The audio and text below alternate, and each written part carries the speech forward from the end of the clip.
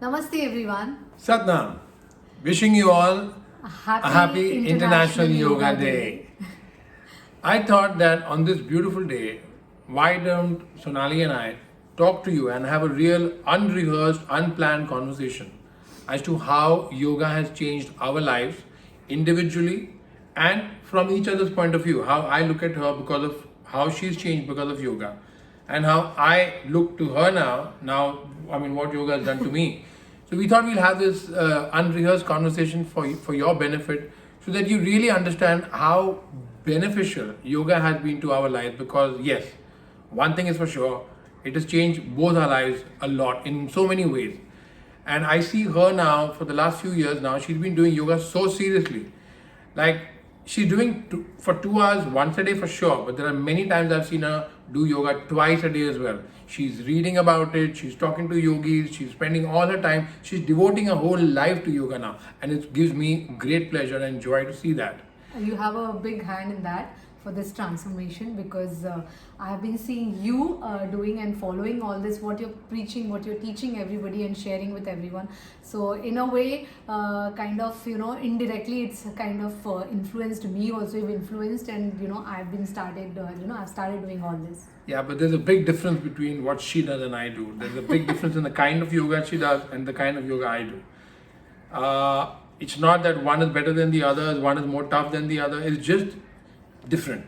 So in my yoga, we have kriyas. I mean, whoever has done my classes knows what kind of kriyas we do. In the Ashtanga and the Vinyasa style that Sonali is doing, she takes her leg, she puts it back, and then she takes the other leg in. And sometimes I'm looking at her and thinking, is she going to be able to come out of it? And actually, a couple of times you've not been able to come out of it all. You say, help, help, help, and then you have to get it but out. still, whatever I do, whatever said and done, ki how flexible or whatever it is, it's not exactly the, what yoga is all about. But still, whenever I do all these crazy poses and all that, tough poses, I know what kind of trouble, pain I go through when I do Kundalini yoga. So it's like, let's not go there. Like whoever is done, as you said, that they know the kind of fire it puts you in, and then those exercises, those kriyas which you keep doing, and they are so tough. So my asanas are not like something which you can't do also, because you yourself are putting yourself into so much of pain, and then coming out of it also shining. So the path leads to enlightenment eventually. So you have to understand. I was doing this lecture with on the Bhagavad Gita yesterday, and there was a scholar who was a scholar of the Bhagavad Gita from the US. He's a professor in the US, and we were having this conversation. And the one thing that we unanimously agreed upon, which I said, and then he said, "Oh, this is written in the Bhagavad Gita that you start with asanas or kriyas. You come to a point where the body comes in balance, the nadis are cleaned up, and then you reach the stage where pranayam becomes easy. So because of the asanas or the kriyas, your pranayams will become easier. And once you achieve a stage where you're doing great pranayam, that is the time you will be able to sit in meditation the way you're meant to sit. Otherwise, when the mind is not sthir, when what is the English word for sthirta? It's not stable and calm, and your mind is all over the place, you will never be able to meditate. And so it's asanas or kriyas, pranayama, meditation, samadhi, and then moksha. So that is the road. Now, whether you want to go via Delhi or whether I'm going via Calcutta, it reaches to the same destination. And that's the beauty of it. Yeah, absolutely. I mean, I'm a very hyper person, you know that. Like, I'm not very quiet and calm otherwise. So, and my mind is always thinking about a lot of things. Ye karna hai, wo karna hai, I have to go here, I have to do this, I have to do that. And somehow when I started doing yoga, whether it's your Kundalini yoga or my yoga, I felt that even when I'm doing Ashtanga, that the way I learned about letting go and breathing, that breathing helps you so much, like even when in Kundalini yoga also, you have in so many kriyas, you have to do certain kind of breath work, that it automatically puts you into that meditative state, and you start detaching yourself from other things which are happening around you, and it makes you go within, go deep inside. And that's what I love, and that's what I have learned, and slowly it's improving. I'm improving in myself. And as you said, that it cleans you up and then it takes you to that meditative state. So there is one story which I heard from my teacher, which is very beautiful. I'll say it very quickly, that I really loved. That father and son, they are sitting by the river, and then father is meditating or praying to the God all the time, and then the son asks him that, what are you doing? You're doing this every day. What are you achieving? What are you getting out of it? So the father said, you know what? There is a bucket which was full of coal in it. So he says that take that bucket and go to the river and empty that bucket, take the bucket and go to the river and fill some water and bring it to me. And that bucket has some holes in it. So he empties the bucket, he goes and fills the water, he comes back, and there is obviously no water in it because the water is gone. Then father says, go again, like that. He keeps going on, and then after some time he's saying, what are you doing? Like, I'm just going there, I'm not kind of, there is no water, it's all falling. So he said, look at the bucket inside. So he looks inside and the bucket is clean. So he said, you got your answer. Like, you do certain things, you don't realize, you don't think about what you're getting.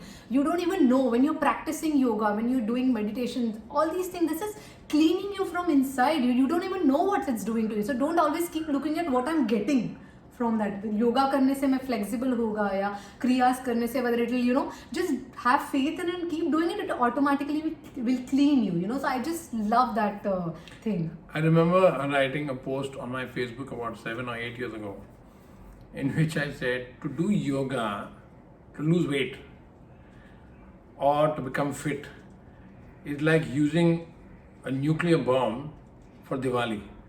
I mean, it's like such a waste of a beautiful science which can take you towards God. And when I say God, I'm not talking about some idol sitting in the temple or a gurudwara or a church. The God that lies within you. In fact, we in Kundalini Yoga have a mantra called Hamiham Brahmam, which means I am the Brahma myself. The entire universe that you are seeing outside is already present inside of me right now. Everything that I wish to be, I already am right now. Whatever I wish for in my entire life, I already have right now. So the whole purpose of yoga, the most amazing thing about yoga that normal people should really understand is how it makes you in charge of your life, by virtue of getting you in charge of your breath. Because if you notice, when you're angry, your breathing changes. When you're angry, you're not going to be talking like, you won't be shouting at someone or getting angry. The very fact that so for example, if I'm seeing somebody cut a tree or kick a dog on the road, I won't be breathing calmly. Just when I start saying it, my breath starts going up and down, up and down, up and down. Now, being a yogi makes you aware of what your breath and how it has changed, so that you're able to come back to normal breath, bring your mind to calmness, which again helps you in controlling your anxiety, stress, depression. Yeah. So there's so much to yoga. It's like a whole universe by itself. Yeah, it's not just one day to do poses and post it on social media. It's like following it every day. It's a lifestyle which you have to follow. That is yoga, not just asana part of it, what we always say. Asana is one of the 8 limbs of Ashtanga as written by Patanjali. It's only one. There are 7 more. So one lecture which I gave for the Times of India, I had to give a lecture at a seminar, and when they called me up, they said, sir, what are you going to talk about? I said, my title is going to be Don't Do Yoga. So the phone fell down from my hand. She said, sir, so she picked it up. She said, sir, what are you saying? We are inviting you because you're a yoga teacher. How can you say don't do yoga in your lecture? I said, trust me, that is my topic. And then when I gave the lecture, I said, the only thing I said is exactly what you just said, that when you do asanas, most of you all do it 3 times a week or 4 days a week, and you think it's enough. You've done your duty towards your body, towards this temple called your soul. You've done it. It's finished. And that's so wrong. In fact, I don't even do yoga every day, asanas every day. I live yoga. I breathe yoga. Yoga means having that understanding and connection between every aspect of your life. What you eat, your posture that you're sitting in, how you are, the words that come out of your mouth, your thoughts, everything in life is yoga. If you don't understand that, doing these asanas 3 days a week is not going to help you. Yeah, absolutely. In fact, I wanted to ask you, now that you spoke about depression, stress, anxiety, why do you think people get depressed, or why do you go through depression? So it's a huge subject. In fact, making a video today, which I'm going to put out tomorrow. It's called stress, anxiety, and depression, where I've discussed it in detail. It's such a big subject that I've actually divided it into two videos. It's such a big topic. Just to answer you briefly, there are so many causes of stress, anxiety, and depression. So many causes. The number one cause, which people don't even realize, is the garbage that you are eating right now. If you just started eating healthy, nutritious, good looking, healthy food, if you just started doing that, I promise you, 50% of the people who are watching this who have stress, anxiety, and depression, their problems are going to be solved. When you are eating tamas, your mind becomes tamasic, your aura becomes tamasic. And when all this is tamasic, your life becomes tamasic. And you're saying, why is everything going wrong in my life? Why am I not lucky like this guy? Why am I not getting the promotion? Why am I a failure in business? Because you have become tamas. Your life has become tamas. You want to improve the quality, the texture of your life, start with the stomach. The mind will clear up, your aura will clear up, your life will clear up. You know, you're talking like this, like we have been married for last 13 years or so. When I met him and we were married at that time, that Bijay was totally different. And now this Bijay, like I feel that I have remarried him, or I have married some other guy again, or something like a better guy. So you know, so I'm really always curious, and I'm always shocked and happily surprised and happy that, you know, you have made this beautiful change in your life. Huge change. Yeah, huge change, and a beautiful change, positive change in your life, which kind of impacted me also in a good way. And that's what a relationship is, where you give and take good things, and you know, you make your relationship grow better. But how was like I know how you were and what the change is, but how do you feel that, you know, the Bijay Anand, who was like, you know, the earlier 13 years back, how he was, and now what is that change, and what is that one thing you feel is different, or you have learned, and which is helping you in your life? First, I have to tell you not what I feel. First, I'll tell you what my friends feel. When my friends look at me, you know, they look at me and they think, Bichara. You know, I used to have so much fun before. I used to party till late night.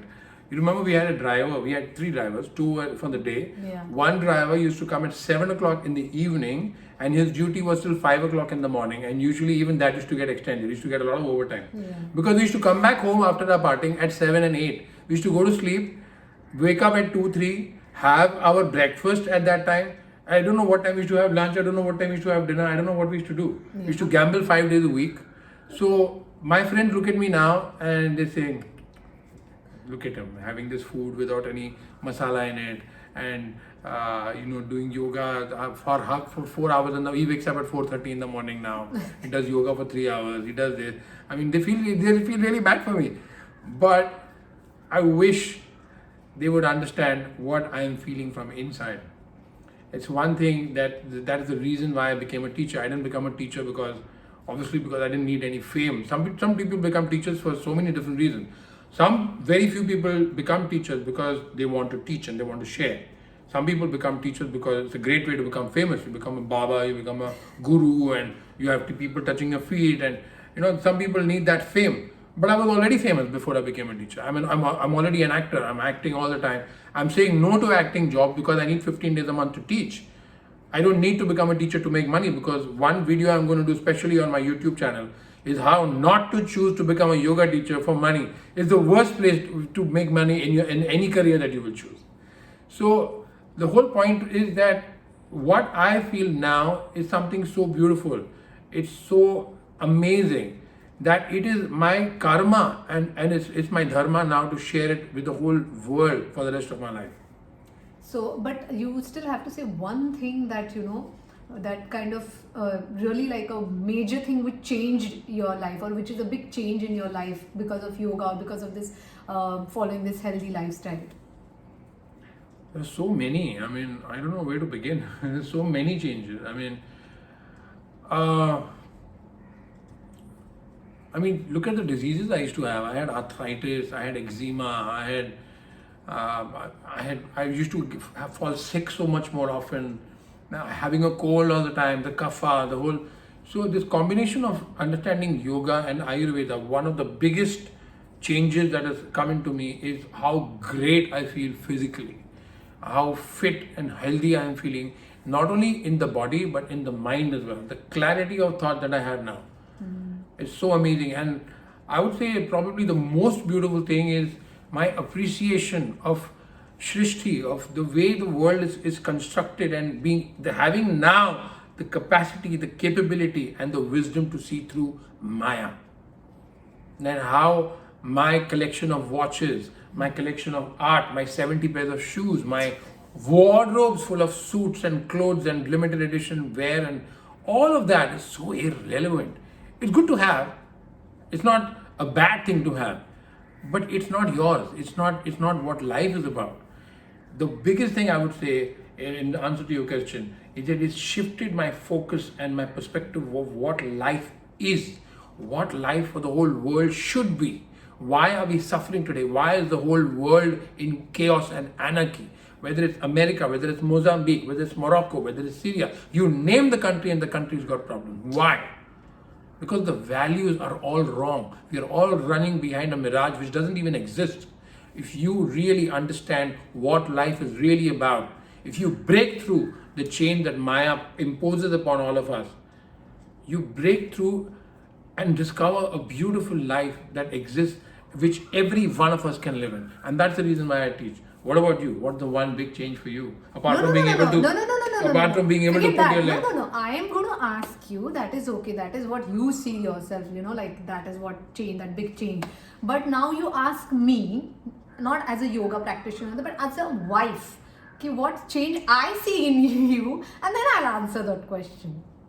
How about that? Okay, so as a wife, what do you think about your yoga husband, yogi husband, as against what I used to be the debauched husband? Okay, so the change which I feel is the biggest change and what he has really achieved. I'm hearing this for the first time, whatever she's going to say. Huh?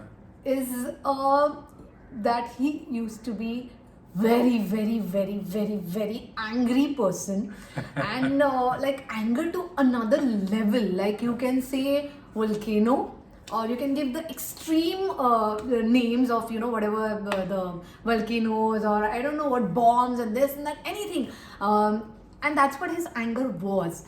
But now I see a very calm, like But I have to correct you. It's mostly not all because of yoga only. As my daughter my daughter's 12 years old, Sanaya, as she rightfully put it recently, about a couple of months ago, if you remember, she said that you never win a fight with mom anyway.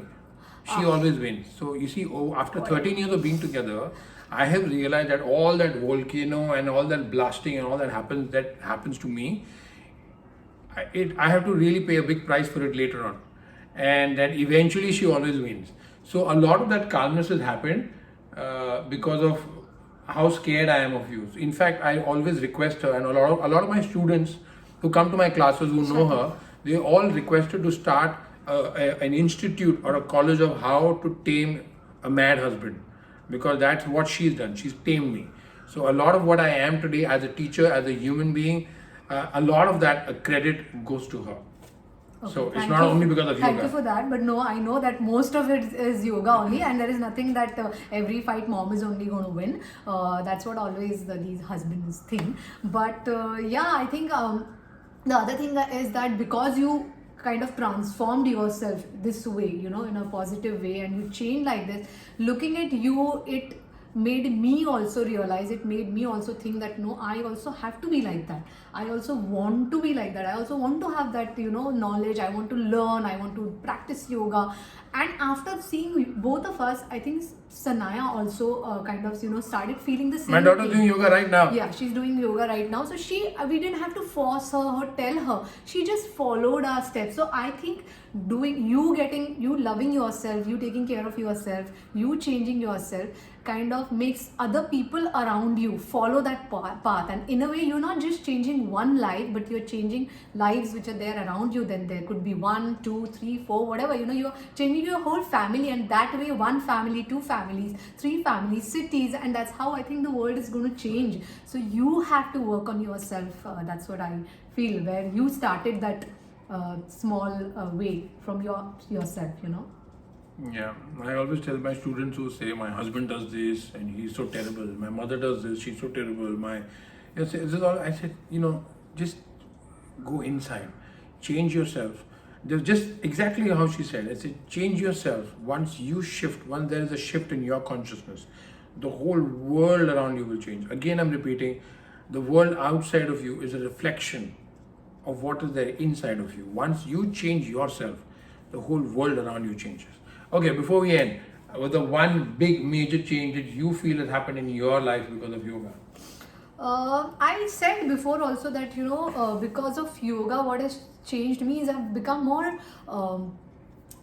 patient, and I think it's taught me to have a balance between things I'm doing, or between, like, in my life I have to have balance, and that's what kind of making me calmer also. So that's what change I can say. And why am I still scared of you then?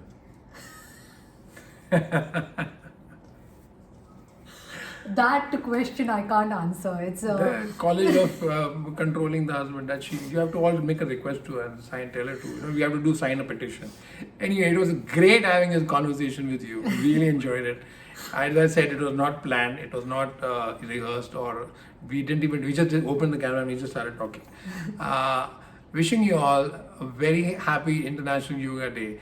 Use this day to make some decisions about the future of your physical, mental, and your spiritual life. Remember, all that you have is your aura.